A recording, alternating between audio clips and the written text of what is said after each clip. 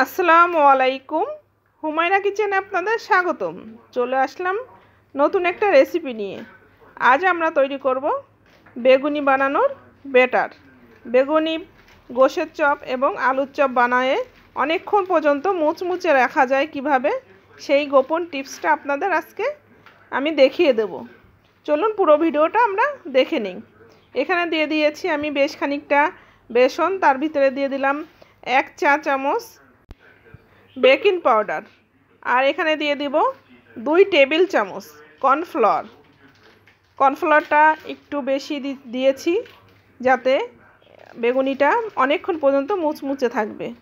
কর্নফ্লাওয়ারটা কিন্তু দেয়া জরুরি। এর ভিতরে দিয়ে দেবো আমি পরিমাণ মতো লবণ। লবণটা আপনি আপনার স্বাদ মতোই দিবেন। আমি বেসন দিয়েছি এখানে প্রায় 4 টেবিল চামচ, আর কর্নফ্লাওয়ার দিয়েছি 2 টেবিল চামচ। 1 চা চামচ দিয়ে দিলাম ঝালের গুঁড়া, আর 1 চা চামচ হলুদের গুঁড়া, আর আমি দিয়ে দেব 1 চা চামচ গরম মশলার গুঁড়া।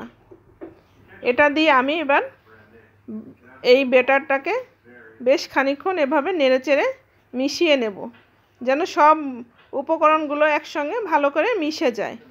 দেখেন আমি কিভাবে এটাকে নেড়েচেড়ে ভালো করে মিশিয়ে নিলাম। নেওয়ার পরে এর পর্যায়ে আমি এবার ভিতরে দিয়ে দেবো পরিমাণ মতো পানি। পানি কিন্তু অল্প দিয়ে আস্তে আস্তে করে এটাকে একটু গুলিয়ে নিতে হবে। একবারে দিয়ে দিলে বেশি হয়ে যাবে, এজন্য আমি অল্প অল্প দিয়ে এটাকে এভাবে গুলে নেড়ে চেড়ে মিশিয়ে নিচ্ছি। তাহলে কিন্তু এটা খুবই স্মুথলি হবে।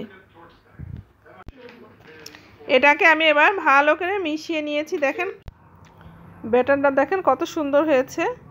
এটা কিন্তু একটা হ্যান্ড বিটারের সাহায্যে এভাবে বিট করে নিলে এই ব্যাটারটা সুন্দর মিশে যাবে সব কিছু। এবং এরকম মোটা দেখেন হাতে নিয়ে কত মোটা ব্যাটার তৈরি করেছি। এরকম করে কিন্তু ব্যাটারটা তৈরি করে নিতে হবে। আমি এটা আধা ঘন্টার জন্য রেখে দেবো। আমরা বেগুনিটা বানানোর আধা ঘন্টা আগে এটা বানিয়ে রাখলে ব্যাটারটা ভালোভাবে মিশে যাবে।